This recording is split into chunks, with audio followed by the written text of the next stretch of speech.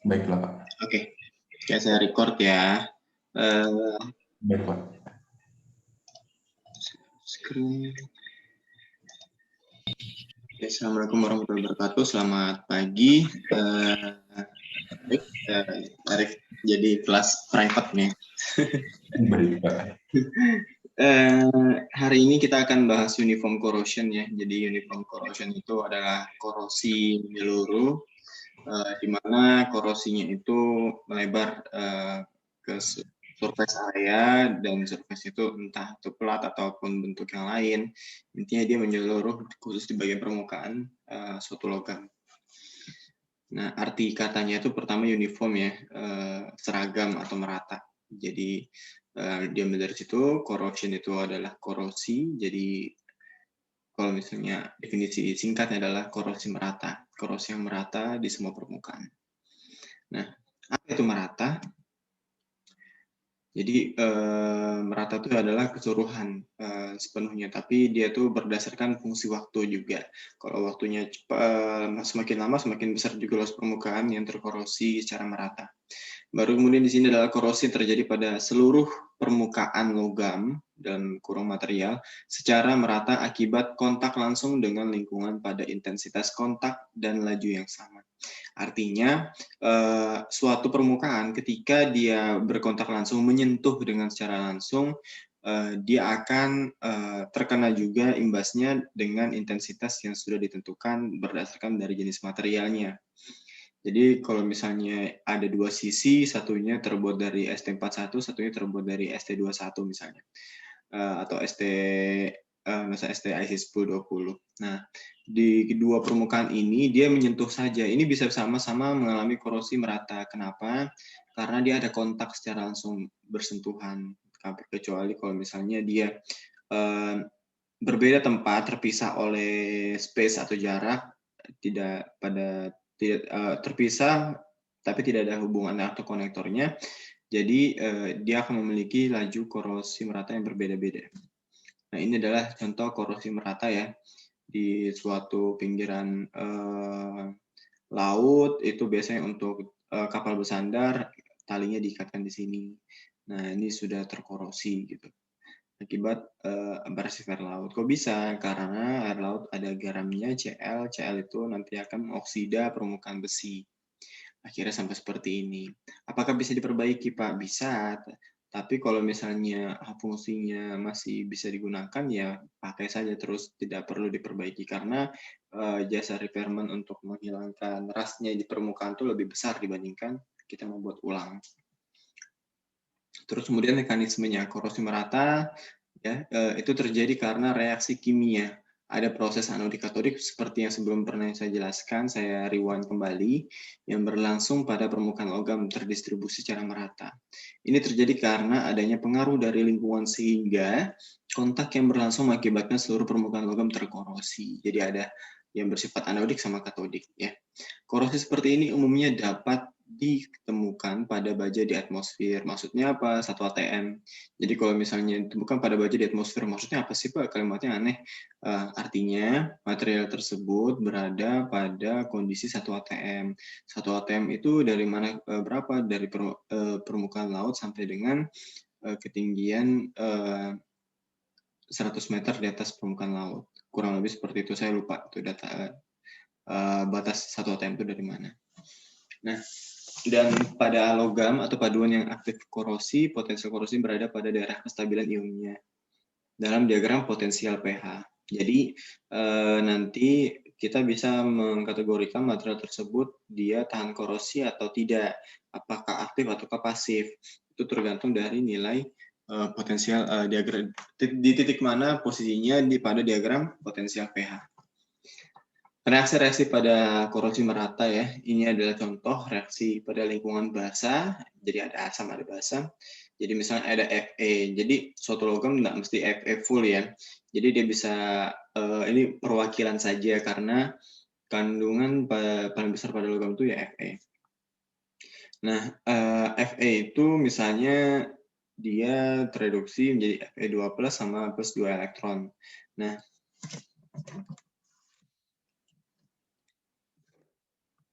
di di sini, jadi itu ada terus kemudian ada oksigen sama air. Nah, oksigen sama air ini akan mengakibatkan menjadi oksida jadi 4OH-. Terus dari sini kita bisa memasukkan rumusnya. Nah, 2Fe plus O2 plus 2H2O karena elektronnya tembak ya. Jadi 2Fe dia karena 4E ini harus ditembak sama 2E otomatis dia di sini harus dikali 2.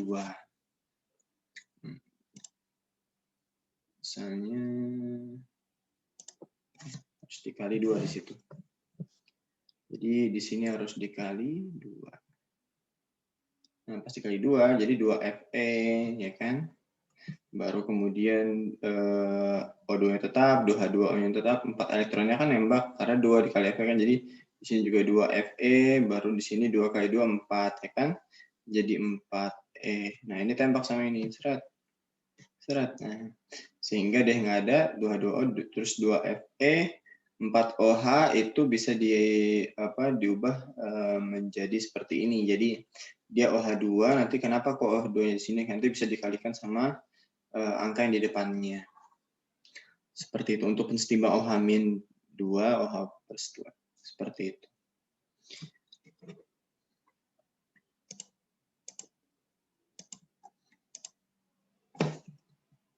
Nah, baru pada reaksi pada lingkungan asam ya. Reaksi pada lingkungan asam ya kurang lebih sama ya, di mana dia lingkungan asam ya. Fe ini nanti akan untuk menghilangkan 4 elektron karena dia kan otomatis dipengaruhi oleh ion H+ sama O2. Kok bisa ini ada? Karena kita O2 terus kemudian ion H+ supaya dia setara dia menjadi 2H2O ya dikalikan saja yang bagian depannya untuk menyetarakannya sehingga dapatkan 4 elektron. Nah, 4 elektron ini harus dihilangkan sama 2 elektron ini jadi dikali 2 sama kayak tadi. 2 kali 2, 2Fe ya, O2 plus 4H+, 4 elektron ini tembak sama 4 elektron yang di sini, setelah dikali 2, baru 2Fe, 2H2O. Terus gimana jadinya? Karena tidak bisa digabung, jadi H2 itu kan air sama besi itu kan tidak bisa dijadikan merepadatkan sempurna dia. Karena ini material solid, ini liquid. Jadi Fe2 tetap plus H2O. Jadi ada air sama Fe2 atau ini yang disebut dengan karat ya. Korosif. Dia ada karat rasnya. Ras bukan korosif ya. Ras.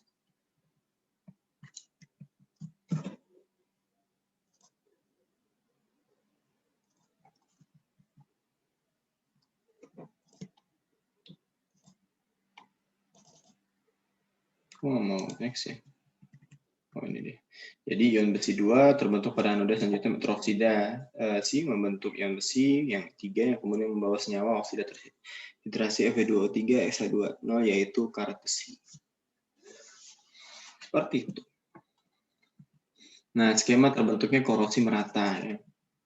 Jadi korosi pada logam terjadi karena adanya reaksi redoks ya antara logam dengan lingkungannya. Korosi merata berlangsung secara lambat dan korosi ini dipicu oleh korosi yang mula-mula terjadi pada sebagian permukaan logam.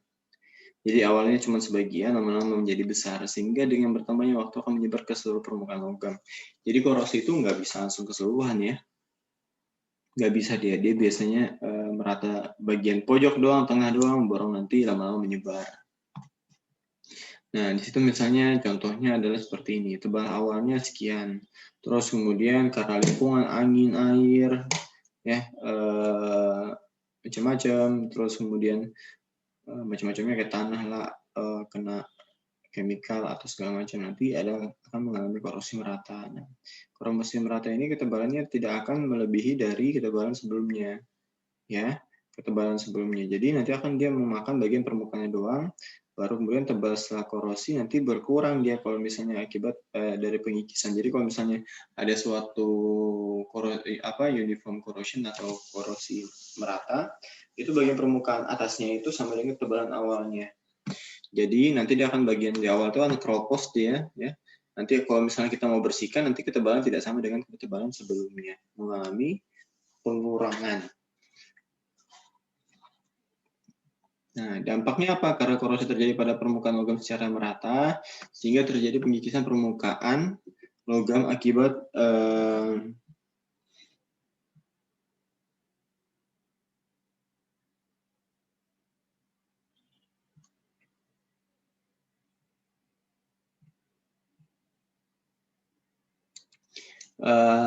jarak merata sehingga terjadi pengikisan permukaan logam akibat permukaan bereaksi dengan lingkungan dan menjadi produk karat atau merata.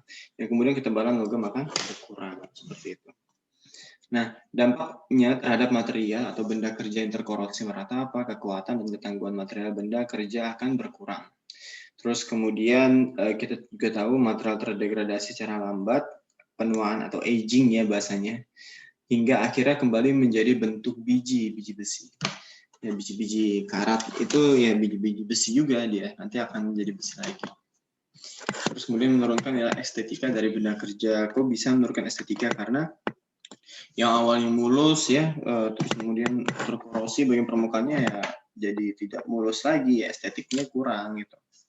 Baru kemudian ada produk korosi menimbulkan pencemaran lingkungan. Jadi kalau ada korosi, kemudian teman-teman abrasifkan, nanti gram-gram yang ada itu malah mencemari lingkungan karena dia tidak akan mudah untuk bercampur secara langsung dengan tanah. Butuh waktu ratusan tahun katanya orang untuk bisa jadi biji besi kembali gitu. Bercampur dengan tanah mineralnya. Ya. Ini adalah kerusakan material yang diakibatkan oleh korosi merata. Umumnya dinyatakan dengan laju penetrasi yang ditunjukkan sebagai berikut. Jadi misalnya ketahanan relatif korosi itu miles per years. Jadi ini adalah MPY miles per years. Saya tuliskan miles per years. Jadi berapa inci atau berapa milimeter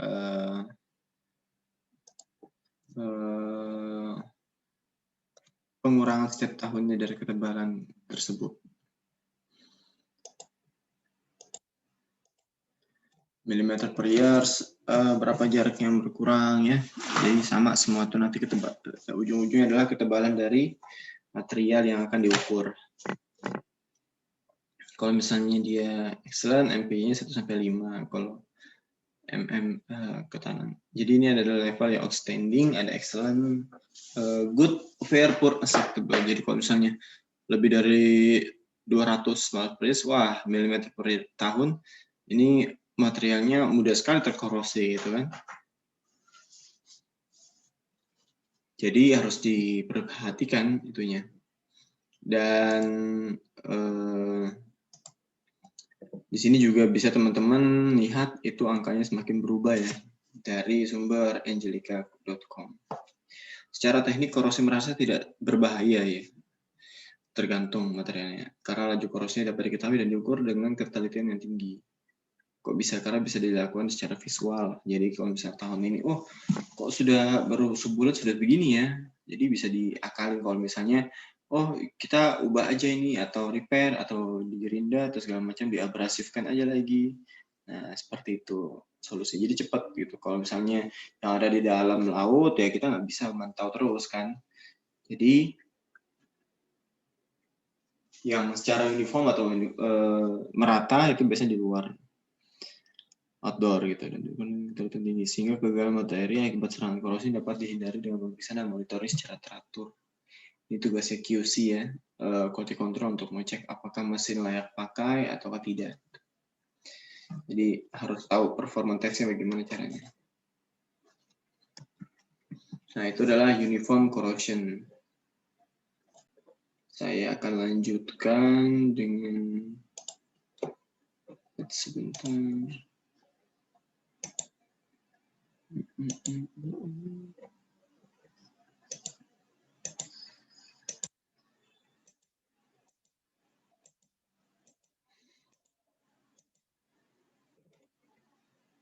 Baru kita ke piting ya, di piting bukan di peteng ya.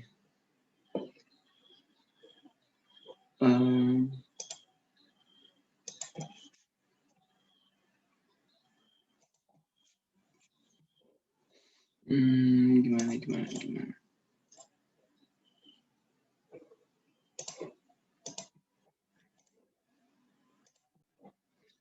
Ini adalah pitting corrosion ya.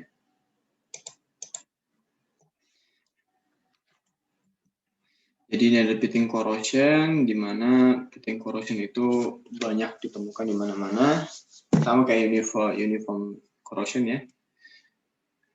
Baru di sini adalah pitting corrosion, itu bagaimana bentuknya, serangannya lokal, sangat dalam ya. Jadi kata kuncinya adalah dalam. Pada lingkungan yang mengandung ion agresif yang mengakibatkan lubang di dalam logam. Sulit untuk dideteksi dan diprediksi ya, kalau tidak menggunakan bantuan alat. Biasanya terjadi pada baja stainless steel dan baja cold work ya, tergantung dari materialnya juga.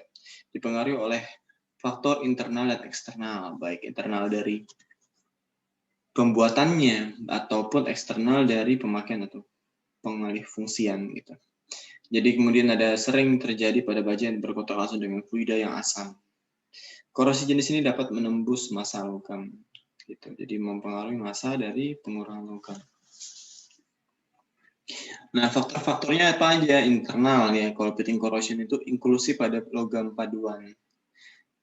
Atau kata lainnya adalah cacat pendinginan. Maksudnya partikel padat. Presipitasi karbida pada logam paduan. Terus kemudian ada faktor fisik memiliki dan metalurgis, heterogenesis komposisi bentuk, dan ketebalan dari coating. Jadi ketebalan coating itu juga mempengaruhi dari pitting corrosion yang terjadi.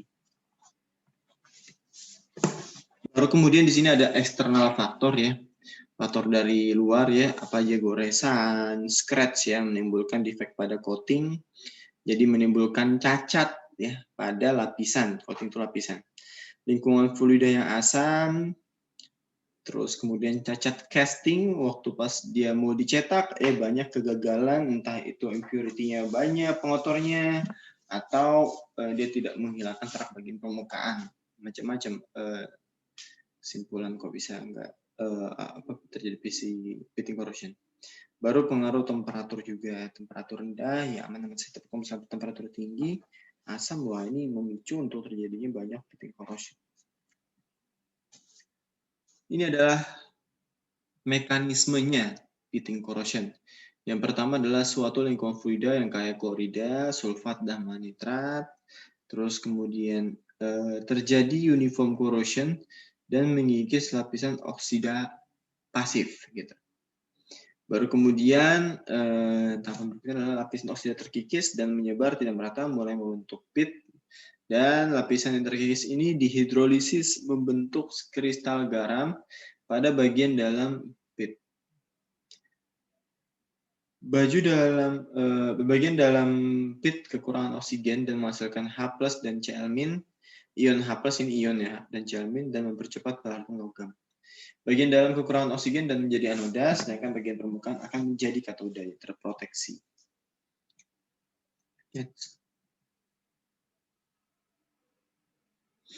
Dan terakhir, keadaan ini membuat bagian permukaan akan terlindungi secara katodik. Dengan bagian dalam akan terkorosi. Nah, ini adalah pada ujung lubang anoda, jadi kayak dia itu bentuknya kayak lubang. Baru kemudian sini ada Al ya, tereduksi menjadi Al3+ plus 3 elektron pada bagian permukaan logam katoda, 2H2O plus O2 plus 4 elektron jadi 4 OH. Kemudian Al3 ini dan OH membentuk AlOH3. Kation A13 yang tersebar pada lubang bereaksi Al3 plus H2O0 plus Cl- 3/2H2 plus AlOHCl. Mengakibatkan imbalance Cl- transfer dari lingkungan ke dalam lubang akan mengkatalisasikan korosi, akan terjadi reaksi lain karena logam mudah berikatan dengan H dan Cl. Al plus 3H plus 2Cl, 3 plus 2H2 plus A1Cl2. H plus 2 pun diproduksi dan memecahkan lapisan oksida lebih dalam akibat dari H2 itu. Jadi bahaya juga kalau misalnya dia asam lingkungannya. Nah, ini adalah jenis-jenis dari pitting corrosion. Yang pertama ada narrow deep, ya dia itu masih agak lebar, masih bisa ketahuan kalau misalnya itu pitting corrosion. Baru kemudian ada elliptikal ya, serampungan lah sembarangan itu lah lubangnya. Baru ada wide shallow, jadi kayak bongkahan bekas batu. Baru ada subsurface, jadi kecil dia di luarnya, dalamnya itu besar. Baru ada juga yang namanya undercutting ya. Selain pemotongan biasanya ini menyebabkan terbeset gitu kan pada permukaan. Ada juga horizontal sama vertikal. Ini adalah jenis-jenis dari pitting corrosion. Nah, dampak pitting corrosion atau the effect of pitting corrosion for humanity, kerapuhan permanen ya. Dia rapuh permanen, terus kemudian melemahkan ketahanan terhadap impact, ya betul ya. Korosi nanti mengakibatkan dia lemah terhadap beban kejut gitu. Menurunkan sifat mekanis bawaan, kekuatan, ketangguhan, dan menurunkan batas kelelahan secara signifikan. Kegagalan tiba-tiba atau kegagalan material secara tiba-tiba sering terjadi pada perpipaan bejana tekan dan kontainer kettle. Nah, di sini ini adalah dampak pitting corrosion ya.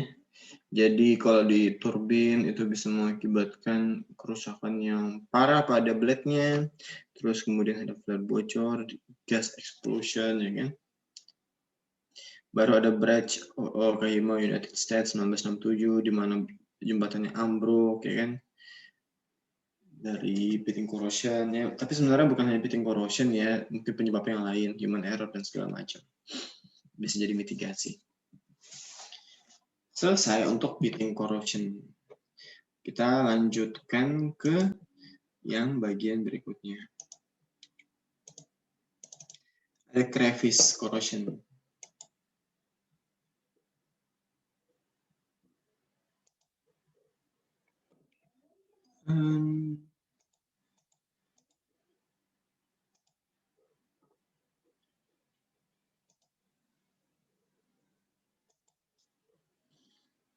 Crevice. Nah, ini adalah crevice corrosion.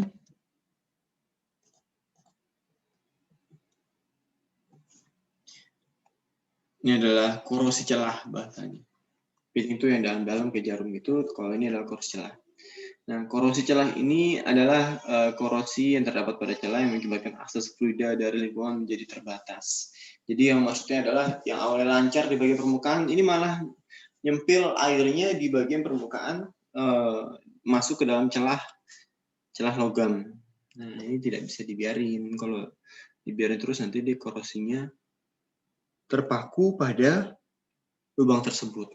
Nah, terus kemudian yang dimaksud dengan celah adalah jarak antara area kontak, sambungan-sambungan baut dan keling. Warga retakan, lubang kecil, serta hal lain yang menyebabkan adanya ruang kosong. Seperti itu. Nah, daerah yang terkorosi hanya pada daerah di dalam celah tersebut saja. Sedangkan daerah luarannya bersifat resistan terhadap korosi. Seperti itu. Terus kemudian karakterisasinya mengakibatkan korosi bersifat berbahaya karena sering terjadi pada daerah yang tidak diperkirakan dan tidak dapat diketahui tanpa proses disassembly atau pemasangan. Kalau pasang baru tahu nanti. Baru paduan pasif, misal stainless steel, lebih rentan terhadap korosi celah dibandingkan paduan aktif. Jadi stainless steel itu lebih sering diserang sama yang namanya korosi celah ya. Seperti itu. Ini adalah contoh-contoh celah yang misalnya antara baut, dalamnya ada rivet ya. Nah, itu celah-celah tersebut itu bisa mengakibatkan korosi celah ya, crevice corrosion. Seluruh permukaan logam. Nah, ada M plus O2. Dia akan mengikis bagian anoda secara perlahan apabila tidak ditanggulangi gitu ya. Tapi ini adalah jenis dari Fontanaga ini yang korosi celah. Dan contohnya misalnya korosi celah diawali dengan terjadinya korosi yang merata di bagian dalam dan luaran celah pada sambungan logam. yang selanjutnya mengikis lapisan oksida pasif. Nah, terjadi oksida logam dan reduksi oksigen. Bagian dalam celah kekurangan oksigen dan menghasilkan ion H+ dan Cl- dan mempercepat pelarutan logam.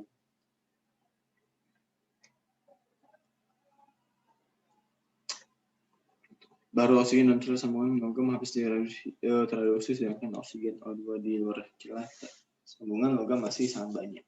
Kemudian ada permukaan logam di bagian luar celah menjadi katoda dan permukaan logam di bagian dalam celah menjadi anoda. Nah, celah yang mengalami celah-celah ini disebut dengan crevice corrosion. Nah, nanti awalnya begini, masih biasa kan gambar yang kanan ini. Nanti kalau dia sudah membesar, lama-lama terkikis dia seperti ini.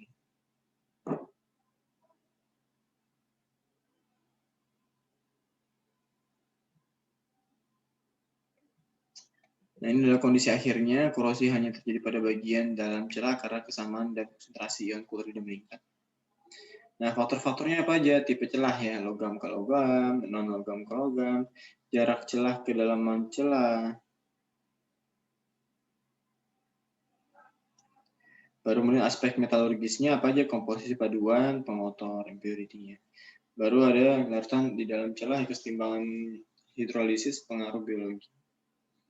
Reaksi elektrokimia, reduksi oksigen,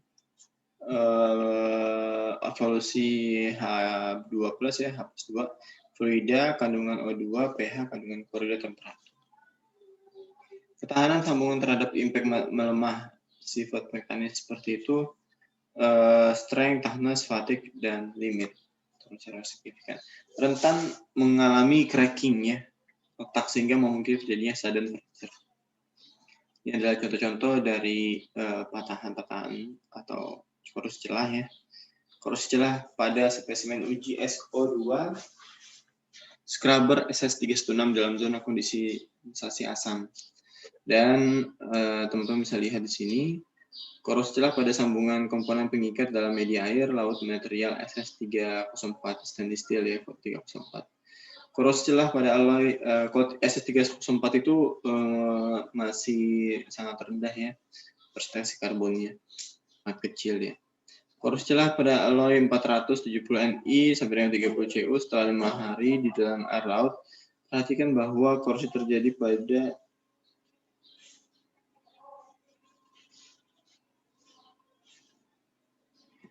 daerah luar celah.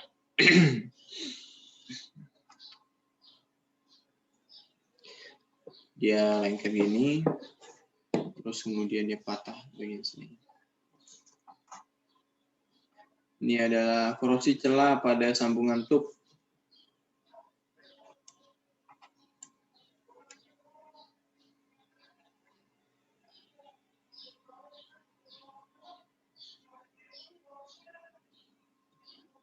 Ini adalah korosi celah pada gasket ya. Gasket itu tempat kayak nyambungin dua pipa ya.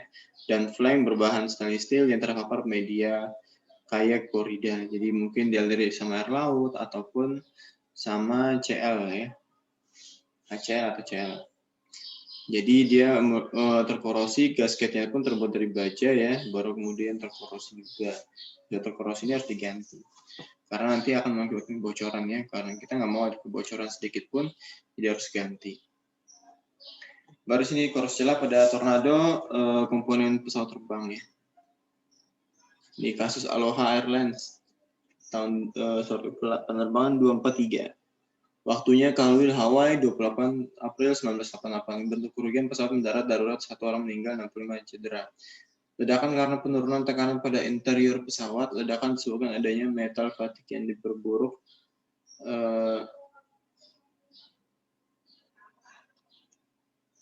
Untuk OCC terjadi kegagalan pada sambungan badan pesawat.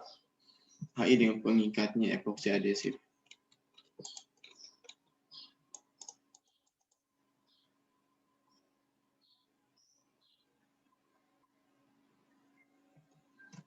Seperti itu. Jadi ledakan menurut tekanan dari pesawat, ledakan sebab adanya metal fatigue yang terburuk CC, crevice corrosion, Korosi celah terjadi kegagalan pada sambungan badan pesawat L dengan pengikatnya epoxy adhesive. Gue nggak mau ke samping. Nah, itulah mengenai crevice corrosion atau korosi celah. Selanjutnya kita akan ke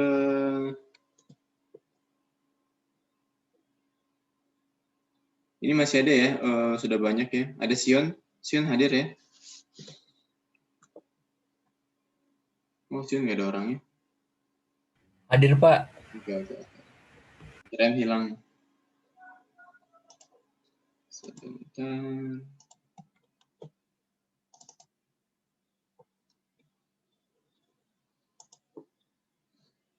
Share screen dulu.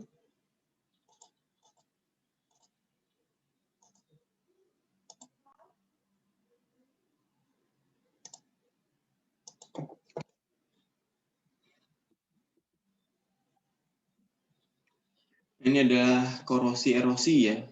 Erosi ya, abrasif laut lah, terabrasif macam-macam. Nah, korosi erosi adalah korosi yang terjadi karena adanya pengaruh kecepatan fluida. Jadi, akibat dari adanya aliran fluida, tambah tabrakan fluida, si material tersebut mengalami erosi ya. Erosi itu biasa kalau zaman SD ya, erosi laut ya. Akibat dari fluida dari ombak ya. Ya sambil minum ya. Kering juga kalau misalnya lama ngomong. Terus kemudian korosi erosi terjadi pada media perpindahan. Jadi dari tempat satu ke tempat lainnya dengan kecepatan tertentu, baru kemudian mengikis bagian permukaan logam. Misalnya heat exchanger, impeller, wet liner, propeller, baling-baling, water pump, itu semuanya mengalami korosi erosi akibat dari kecepatan suatu fluida.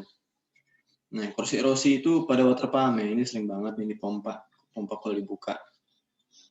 Jadi dia mengalami abrasif seperti ini. Gimana caranya? Nanti kita ganti aja nih ya. Beratnya perlu diganti sendiri apa? Nggak usah ini langsung diganti semuanya kalau dia satu udah dilas ya. Terus kemudian di bagian sini hostnya itu kalau misalnya kalian bisa dipasang lepas blade-nya dipisah, ya beli blade-nya aja bisa. Tapi memang kalau misalnya khusus pompa seperti ini, kita lebih memilih untuk membeli baru ya. Membeli baru lebih cepat dibandingkan kalau misalnya kita mengganti partnya doang. Nah, kalau partnya ini lebih susah untuk memesan dan membelinya dibandingkan beli baru. Biasanya juga ini yang salah tuh adalah kita main tumbal ya. Kalau misalnya di pompa A1 sama ada 2 pompa jenisnya sama. Nah, pompa 1 ini berarti rusak. Nanti kita pindahin dulu yang dari 2 ke 1 gitu, atau yang 2 jalan tapi yang 1 lagi repair atau mati, nanti diganti dengan blade yang lain. Blade tuh yang seperti ini yang merah-merah ini, blade-nya itu diganti. Satu set ya. Erosion corrosion of pitting ya, pitting macam-macam ya. Tembus ya. Ini adalah erosion corrosion washing machine. Ya, korosi sekali ya. Ini rasnya kita harus bersihkan pakai amplas ya kalau bisa, atau sikat kawat. Mekanisme terjadinya korosi erosi ya. Pertama, penyebab terjadinya korosi erosi adalah turbulensi. Turbulensi dari aliran fluida. Baru kemudian ada partikel dalam aliran. Ya, kalau misalnya partikel masih banyak seperti ada banyak Fe-nya, banyak pasir-pasirnya, itu akan mempengaruhi dari erosi yang terjadi ya. Biasa diakalin gitu, filter dulu supaya partikelnya tidak ikut.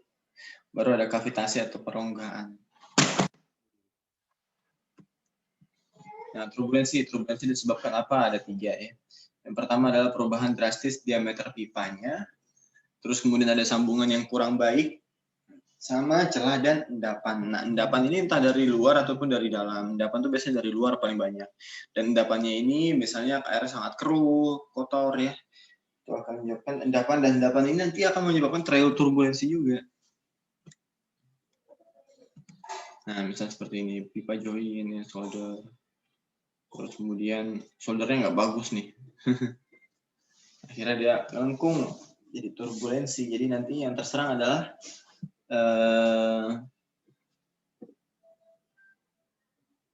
nah, ini pointer nih. Nah, nanti malah terserang bagian sini nanti.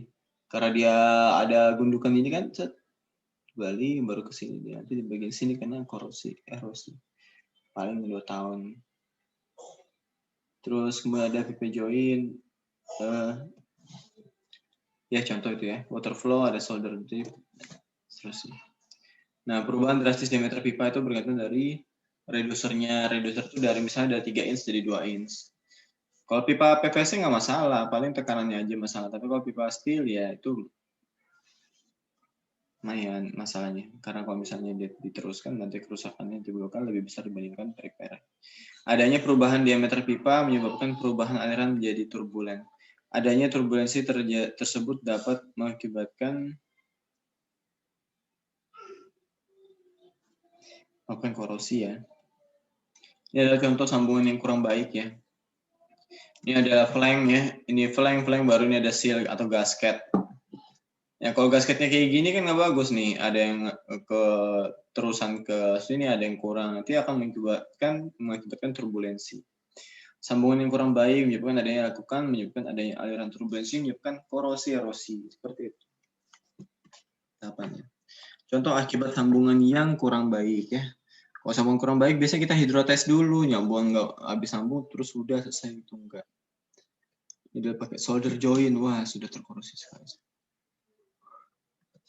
Adanya sambungan mengakibatkan munculnya korosi erosi. Nah ini adalah celah atau endapan ya. Jadi celah-celah seperti itu akan mengakibatkan dari turbulensi, adanya celah dan endapan menyebabkan aliran menjadi turbulen sehingga menyebabkan adanya erosi. Nah ini seperti ini contohnya korosi erosi.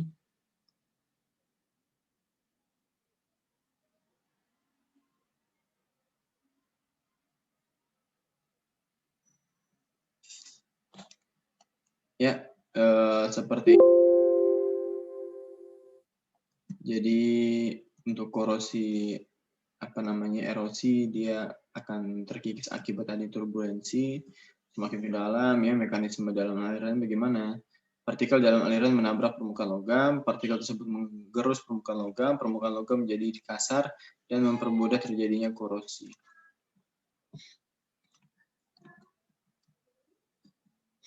Dan kemudian kavitasi atau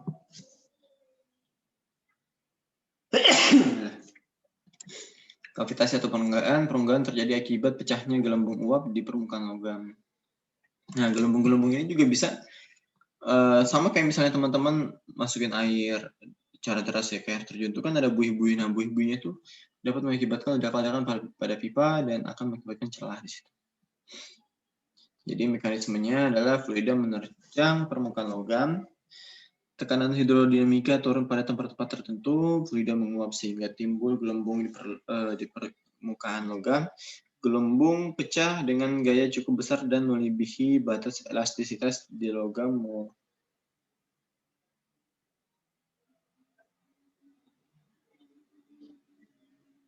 Gelembung pecah dengan gaya yang cukup besar dan melebihi batas elastisitas logam.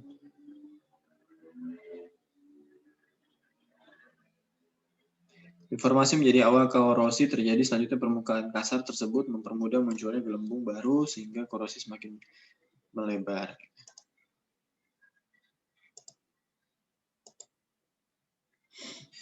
Ini adalah proses kavitasi ya.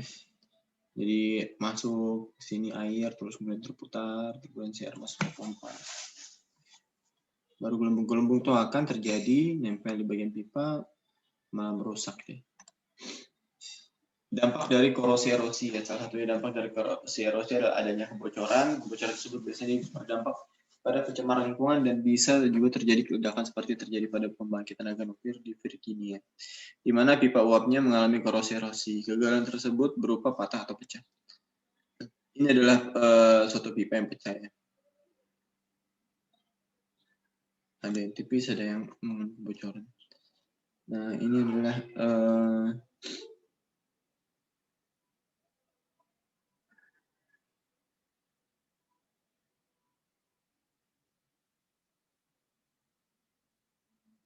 ini adalah contohnya.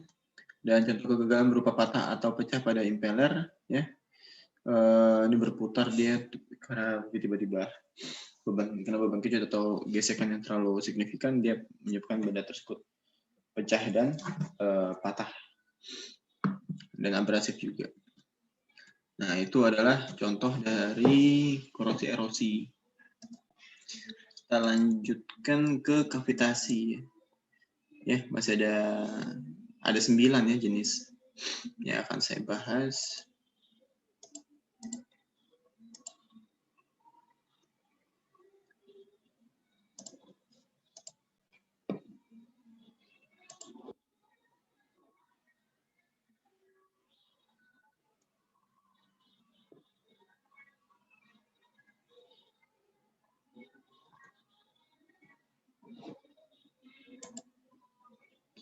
Oke, ini ada kavitasi, di mana gejala menguapnya zat tak cair yang sedang mengalir sehingga membentuk gelembung-gelembung uap disebabkan garam berhubungan dengan cairan tersebut sampai di bawah titik jenuh uapnya. Ini sama kayak tadi ya, kavitasi ya, gelembung-gelembung. Jadi kurang lebih ini mekanismenya, bagian sisi isap terlalu rendah, terbentuk gelembung bawah aliran fluida, dan seterusnya. Jadi sama kayak gambar tadi. Nah, gelembung-gelembung ini akan menyebabkan dampaknya buruknya seperti ini. Pecah terus akan membuat suatu rongga, nanti di sini pecah juga, nanti akan membuat rongga berikutnya. Nggak bagus tuh. Baru abrasif di kerusakan akibat kavitasi, itu ada mengalami pecahan, dan contoh kavitasi dan berkurangnya kapasitas pompa, berkurangnya heat pressure, terbentuk gelembung-gelembung udara pada area bertekanan rendah di dalam selubung pompa, suara bising saat pompa berjalan, kerusakan pada impeller atau selubung pompa. Ini adalah kavitasi ya, jadi dia gelembung-gelembung deh. Mekanisme seperti apa ya ini? Semakin banyak yang meledak di permukaan, ya semakin banyak kavitasi yang terbentuk. Terus coating.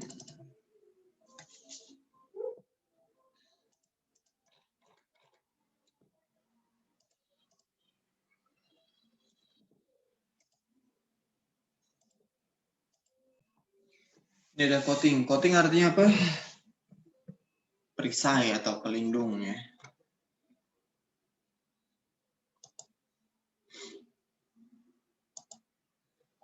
Pengendalian korosif sistem proteksi atau coating ya. Jadi pengenalan proses terjadinya karat atau istilah lain korosi pada besi adalah suatu proses kimiawi yang alamiah di mana terjadi perubahan struktur kimiawi dan fisika pada besi dan proses tidak dapat dikembalikan lagi. Proses korosi tidak dapat dicegah atau dihindari, namun proses ini dapat diperlambat. Seperti itu. Nah, ini adalah coating ya. Coating merupakan suatu teknik perlakuan permukaan, bagi sifatnya, fatih-fatih dengan adanya coating kita bisa umur struktur dapat bertahan berapa lama, jenis-jenis coating dibedakan menjadi berapa. Nah, ini adalah cara primer prafabrikasi, komposisinya bagaimana. Fungsi kegunaan membersihkan, membebaskan baja dari karat dan seterusnya. Karakter cat mengering dalam 2 sampai hingga 3 menit sesudah diulasikan dan melindungi logam sampai 12 bulan. Cat primer pra perlakuan ya. Jadi sebelum dilakukan ada pranya dulu. Seng tetrahidrosumat dalam larutan resin alkohol dan asam fosfat dalam alkohol.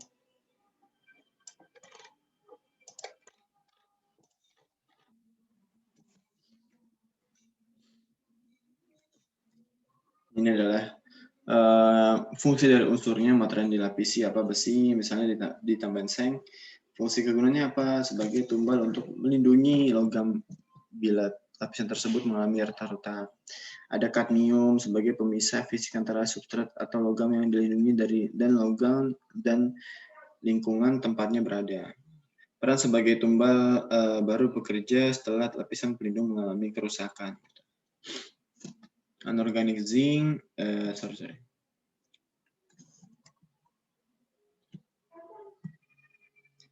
Ini adalah proses anorganik zinc-nya itu ya, pelapisan zinc yang anorganik. Anorganik zinc coating adalah sebuah lapisan tunggal yang diaplikasikan pada permukaan yang bersih. Teknik ini telah merubah konsep lama dalam hal pengecatan, terutama dalam bidang industri. dan kekuatan. Padahal anorganik zinc coating relatif lebih murah ya, terjangkau dibandingkan dengan organic coating dikarenakan cara mendapatkan bahan organik lebih mudah dibandingkan bahan organik. Dibandingkan bahan non organik ya atau anorganik. Anorganik zinc coating mempunyai komposisi seperti sodium silika, potasium silika, lithium silika, dan kolloidal silika. Reaksi kimia untuk anorganik zinc coating itu ya itu adalah ada Zn metal Zn2+ plus 2 elektron setengah O2 nanti disetarakan dari situ.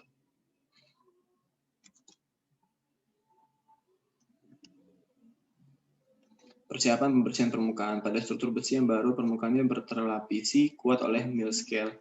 Lapisan metal tipis pada besi sebagai pelindung karat, sementara mill scale harus dibuang sebelum pengecatan karena dapat mempengaruhi daya lekat cat terhadap besi. Baru kemudian minyak dan lemak yang terkontaminasi pada baja harus dihilangkan.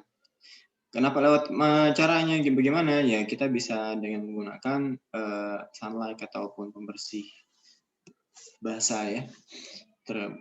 Dia harus basah lemah. Semua alasan atau bentuk permukaan kasar harus dihaluskan. Caranya dengan digerinding, digosok, dan disandblasting. Jadi kalau standar tingkat kebersihan itu ada pakai SSPC, ya kan? Ada tahapannya, baru ada Swedish standar. Standar pertama dalam bidang protective coating ya. Ada SSPC 5, commercial blast cleaning, burst of blast cleaning, dan seterusnya. Ada SA1 untuk light blast cleaning, untuk throw blast cleaning, dan seterusnya.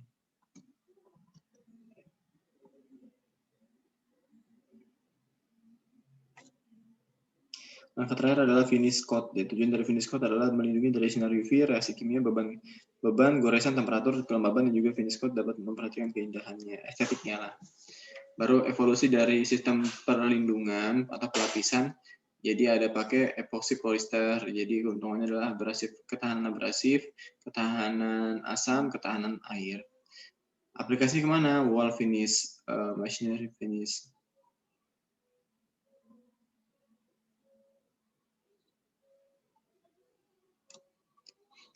Ya, seperti itu ya tipe of binder. Jadi binder pengikatnya itu apa? Binder itu pengikat suatu material berfungsi sebagai pengikat.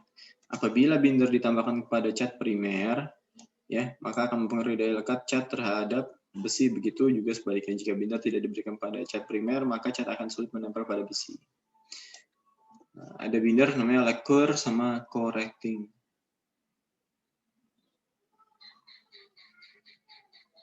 Nah, di sini sudah ada keterangannya, nanti tinggal dibaca.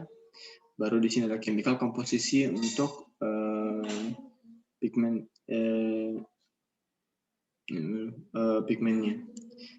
Pigmennya contohnya aluminium oxide, iron oxide, natural, chrome yellow, chrome orange, chrome oxide, red lead, sama black iron oxide. Porsi komposisinya adalah memang rata-rata dia terdiri dari P2O3 sama PbCrO4. Ini adalah pelarut aktif solvent, jenis-jenis solventnya berupa pelarut primer, binder tertentu. Sebagai contoh vinil monomer menggunakan pelarut aktif katon. Dan pelarut tersembunyi, latent solvent. Latent solvent adalah jenis pelarut yang kurang baik untuk binder dan bahkan dapat menyebabkan binder mengambang pada temperatur.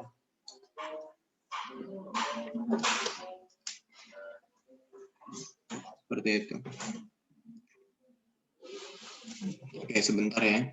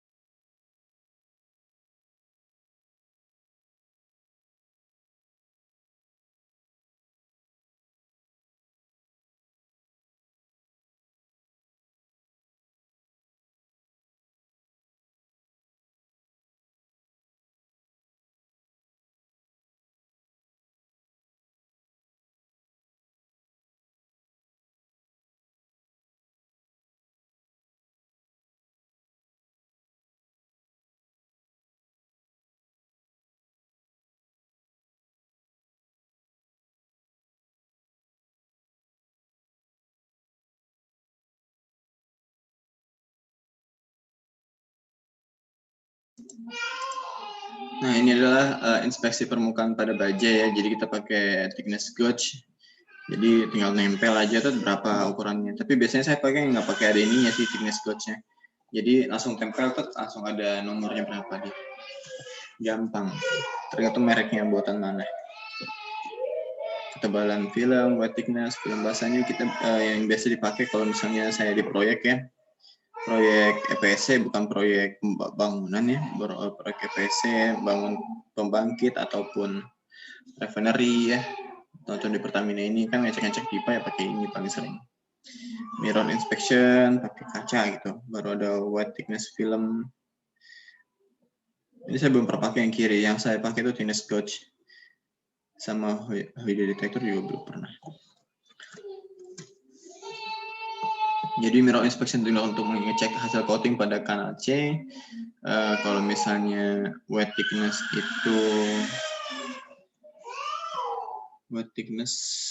itu sama-sama ngecek tebalan dia. Nah, ini wet thickness itu fungsi ditempelkan pada material yang sudah dicat dalam keadaan basah, kemudian wet thickness film tersebut ditarik setelah itu. Mirror inspection ditempatkan pada cekungan kanal C, kemudian dengan kaca tersebut dapat ditentukan apakah hasil yang terdapat pada cekungan tersebut catnya merata atau tidak. Thickness gauge ditempelkan pada permukaan terlapisi cat, setelah itu akan keluar berapa angka digitalnya. Ini yang paling gampang nih, yang 3. Holiday detector dikenakan kepada materi yang telah di-coating setelah menempel holiday detector ditarik dari kejauhan. Jadi teman-teman nanti kalau misalnya jadi QC suatu hari nanti, itu bisa pakai alat-alat ini untuk pengecekan. Atau kalau sudah, ini kalau engineer awal ya kita disuruh kayak gini sih, tapi kalau sudah manajer ya nggak usah kayak gini, kita minta orang aja dan kita ajarin sehari ya, tinggal ngecek di bagian ini, cara pengambilannya bagaimana, udah selesai. Itu gampang. Keselamatan kerja, pertama periksa semua perkakas sebelum mulai kerja, ini penting ya. Safety man, nah kalau saya tuh dulu barbar ya, jangan ditiru ya. Saya gini-gini kecamatan, saya ini barbar. Paling parah, ada teman namanya Reja itu kan. Reja tuh sama barbarnya sama saya, jadi kayak HCL itu dipegang aja langsung, nggak pakai safety glove. Nggak pakai sarung tangan. Ya, itu nggak boleh jadi tiru sih. Cuman waktu itu mendesak, pengen merbaikin langsung, lupa kan, jauh lagi ke lab, sudahlah, langsung bilas pasti. Akhirnya tangannya kuning-kuning. Nggak bisa makan pakai tangan dulu, jangan dulu. Tangannya udah mulai bersih, udah sering kena air, udah baru bisa makan pakai tangan lagi. Ini adalah air kompresor ya teman-teman, nanti kalau misalnya di PC biasanya dusting pot, vacuum cleaner buat ngirup ngisap dustnya, vacuum cleaner. Tapi dust pressure sih biasanya kalau kita ada selangnya nanti di itu kemana lari-lari semua. Air release-nya ada air receiver tank, air dryer, drum feeder. Ini keterangan alatnya, air kompresor berfungsi sebagai pemotor penggerak, dusting pot fungsi apa, vacuum cleaner berfungsi untuk membersihkan, airless berfungsi sebagai wadah untuk penempatan cat primer, air receiver tank berfungsi sebagai penyerap uap air pada proses coating, air dryer, dan seterusnya. Nah, ini biasanya pipa, ngecek tebalan, gimana, kan? Ini ada orang-orang inspeksi, orang mekanikal biasanya inspeksi juga sih, kadang-kadang. Kita cek berapa ketebalannya, berapa coatingnya bagaimana, masih bagus belum. Nanti ada cara inspeksinya. Jadi coating bukan hanya tertutup full ya, tapi coating juga dicek ketebalan coatingannya. Sagging sebabnya umumnya disebabkan pengecatan tidak merata. Cara mencegahnya lakukan pengecatan yang ketebalannya merata dan selama waktu antara setiap lapisan cukup lama. Kalau langsung dihabisin semua nggak bisa, kita per bagian lah, dicat-cat itu. Sebaiknya pengecatan tidak dilakukan secara langsung tebal, usahakan setiap lapis cara tipis-tipis, sama kayak buat ngecat bangunan. Tipis dulu, habisin semuanya, baru nanti 2 kali, 3 kali. Makanya dia lapisannya nggak merong-merong bahasanya ya. Bahasanya tuh kayak sini tebal, sini tipis, tebal, tipis. Waktu pas yang tipis mau tebalin, terlalu tebal jadi ya. Susah gitu. Jadi main feeling ya. Nah, itu adalah coating ya. Definisi singkatnya. Baru ini adalah intergranular corrosion.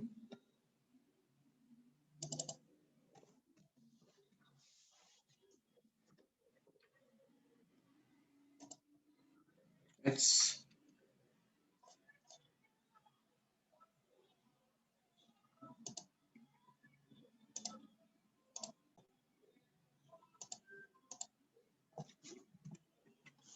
Jadi interground corrosion itu SSC ya, stress corrosion cracking ya, interground corrosion. Sorry berbeda. Interground corrosion itu adalah bentuk korosi yang terjadi pada paduan logam akibat terjadinya reaksi antara unsur logam tersebut di batas butirnya. Disebabkan karena susunan kristal pada suatu atom material mengalami kekosongan, maka akan berakibat mudahnya material mengalami korosi. Hal ini disebabkan adanya difusi media korosi yang logam meningkat sehingga media korosif dapat masuk ke dalam grain boundary atau batas butirnya. Merupakan jenis korosi yang sangat merugikan dan berbahaya karena dia di dalam material ya, dan ukurannya kecil. Bentuk dari jenis korosi tidak dapat dilihat secara langsung, hanya dapat melalui alat uji lab. Nah, ini seperti ini dia. Ya, kayak gambar struktur mikro gitu. Tapi pakai sampel yang ini, bukan pakai mikroskop optik ya. Yang korosi ini termasuk korosi yang disebabkan oleh perubahan sifat metalurgi, di mana ketika austenitic SS stainless steel itu akan berada pada temperatur 425 sampai 850 derajat Celcius. Temperatur semi sensitasi atau ketika dipanaskan dan dibiarkan mendingin secara perlahan seperti halnya sesudah welding atau pendinginan setelah annealing, maka karbon akan menarik krom untuk membentuk partikel kromium karbida. Kromium karbida di daerah batas butir ground boundary struktur SS. Formasi kromium berkarbida yang terkonsentrasi pada batas butir akan mengurangi sifat perlindungan kromium pada daerah tengah butir, sehingga daerah ini akan dengan mudah terserang oleh korosi. Jadi karena dia mudah terserang korosi, kita harus tanggulangin dong. Secara umum SS di kadar karbonnya kurang dari 2% itu paling mudah. Ketidaksempurnaan mikrostruktur ini diperbaiki dengan menambahkan unsur yang memiliki afinitas daya tarik terhadap karbon lebih besar. Afinitas yang lebih besar sehingga untuk membentuk karbida. Ini seperti ini. Jadi pengendapan karbida pada batas butir selama korosi batas butir ini dapat dari ASM. Dari perpindahan gitu kan. Kalau misalnya ini kalau wet metal jadi teratur ya. Kalau base metal ya masih ada yang nyambung-nyambung. Skema terjadinya korosi batas butir. Nah, korosi batas butir itu terjadi di batas butir ya pasti ya. Ada bulat-bulatnya biasanya kalau hitam di struktur mikro. Presipitasi karbida biasanya terjadi pada sebuah operasi pengelasan pendinginan pada temperatur yang tinggi, mulai dari 1050 sampai 1200 derajat Celcius dengan laju yang terlalu rendah. Komposisi kimia baja, kadar karbonnya C-nya tinggi, adanya timbulan kerak yang menjadi isolasi panas pada baja yang dioperasikan pada temperatur di atas temperatur sensitasi. Gitu kalau yang korosi intergranular. Jadi intinya adalah korosi yang terjadi pada bagian batas butir pada daerah 1/10⁻⁻7 atau 8 gitu. Ya, kalau intergranular corrosion. Baru kemudian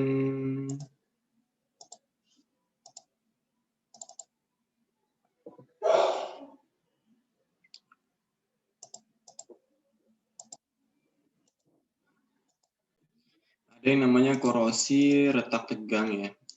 Definisinya adalah korosi retak tegang atau SCC, stress corrosion cracking bahasanya. Perambatan retak logam secara simultan antara tegangan tarik pada logam dengan lingkungan yang korosif. Proses korosif ini dapat berlangsung cepat atau juga lambat. Korosi retak tegang ini merupakan kerusakan yang paling berbahaya di antara korosi yang lain karena stress corrosion cracking itu awal dari semuanya terjadi, jadi kayak pitting segala macam, terus kemudian ada crevice, baru kemudian ada intergranular corrosion, itu semua dari rata-rata dari SCC. Korosi ini banyak dijumpai pada check plate, plat kembang, lakukan bodi mobil atau elbow. Ini SCC pitting corrosion. Jadi awalnya di sini tegangan, masuk ke sini notch atau crevice corrosion ya. Baru di sini ada intergranular. Retak dia akan mengakibatkan patah nanti. Retakan stress corrosion mempunyai penampilan brittle fracture sebagai akibat dari proses korosi lokal. Ada dua jenis SCC yaitu intergranular sama transgranular. Ini adalah transgranular, jadi acak dia. Rambatnya ini adalah intergranular. Mekanisme peretakannya bagaimana? Fase 1 ya, fase pemicuan, fase 2 penjelasan. Jadi kalau fase 1 ketika pembangkit tegangan terbentuk, attack permukaan logam, ceruk atau lubang, tegangan tarik akan rang kisi kristal. Fase penjelaran bagaimana? Fase yang akhir menyebabkan kegagalan. 3 mekanisme lintasan aktif, sama lintasan aktif akibat tergangguan, sama lintasan aktif yang sudah ada sejak semula. Yang adsorpsi. Fase yang akhirnya menyebabkan kegagalan. Lintasan aktif yang sudah ada sejak semula, lintasan aktif akibat tergangguan menyangkut adsorpsi. Mekanisme melalui lintasan aktif yang sudah ada sejak semula, mekanismenya bagaimana? Korosi intergranular. Terus kemudian kalau misalnya kemungkinan penumpukan dislokasi, itu kebanyakan sistem paduan yang memiliki endapan batas putri gagal akibat peretakan intergranular. Ini adalah SCC ya, teori strength generate. Teman-teman bisa baca sendiri nanti. Ini intergranular. Dampak SCC bagaimana ya? Retak transgranular dan seterusnya. Ini sudah di-download ya materinya di apa? Moodle sudah?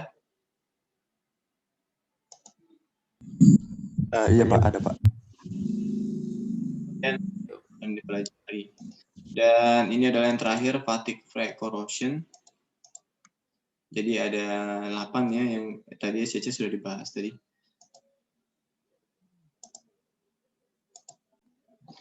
Ini adalah fatigue ya, fatigue corrosion. Nah, kalau fatigue kelelahan ya, kelelahan adalah hasil gabungan dari aksi yang terus-menerus atau tegangan psikis dan lingkungan yang korosif. Diperkirakan kelelahan disebabkan oleh pecahan film pelindung pasif yang mempercepat korosi. Apabila logam tersebut terekspos lingkungan korosi yang terus-menerus, kegagalan dapat terjadi walau pada beban yang rendah dan waktu yang singkat. Nah, mekanisme bagaimana? Jadi dia mengalami pembakaran secara terus-menerus ya, dan pada bagian titik tertentu, bagian korosi tertentu, sehingga dia patah atau rusak di bagian tersebut. Tidak ada batas beban lelah pada korosi lelah. Kelelahan, korosi, dan keausan keduanya dalam kategori ini. Kegagalan stres yang lebih rendah dan kegagalan waktu yang lebih singkat dapat terjadi pada lingkungan yang korosif dibandingkan dengan situasi di mana material mengalami. Ini adalah contohnya, number of siklusnya, maksimum stresnya adalah sodium chloride solution. Pada stres bersifat sarapu dan retak paling sering terjadi adalah transgranular. Seperti dalam korosi retak, tegang namun tidak bercabang. Gambar berikut menunjukkan kelelahan korosi retak kontra primer dan sebagian lagi diperpanjang oleh reaksi sekunder korosi. Seperti ini. Itu adalah fatigue. Jadi kelelahan dia dari awal merambat sampai membesar gitu. Fatigue corrosion. Oke, itu aja dari saya untuk hari ini. Nanti pengganti minggu depan mau besok pagi atau bagaimana?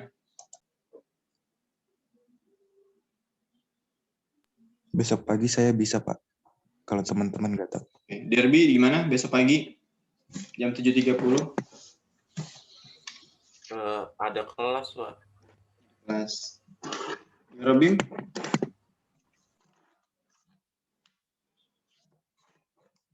Nggak ada. Oke, kalau Rabu pagi gimana? Derby, Erik? Ada kelas juga, Pak, kalau sesi 1. Hari Rabu saya sesi 2 Pak. Gimana ya? Kalau sore ini gimana? Habis asar? Ada kegiatan nggak? Kosong, Pak, kosong. Erik Ya, gimana? saya bisa Pak. Oke. Habis asar ya. Untuk perkuliahan yang 5 nanti diklik ya. Jordi gimana, Jordi?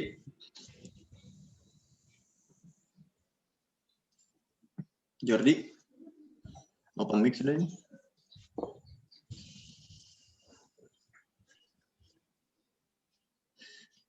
Ya udah, nanti sore nanti dipantau aja ya. Nanti saya akan buat di room di situ. Nanti kita perkuliahan sedikit membahas mengenai kelanjutan korosif, bagaimana proses terjadi, dan sedikit video nanti. Oke, itu saja untuk hari ini. Mohon maaf bila ada kurang dan salah-salah kata. Wabillahi taufiq wal hidayah. Wassalamualaikum warahmatullahi wabarakatuh. Selamat pagi ya. Selamat pagi, terima kasih banyak Pak. Selamat.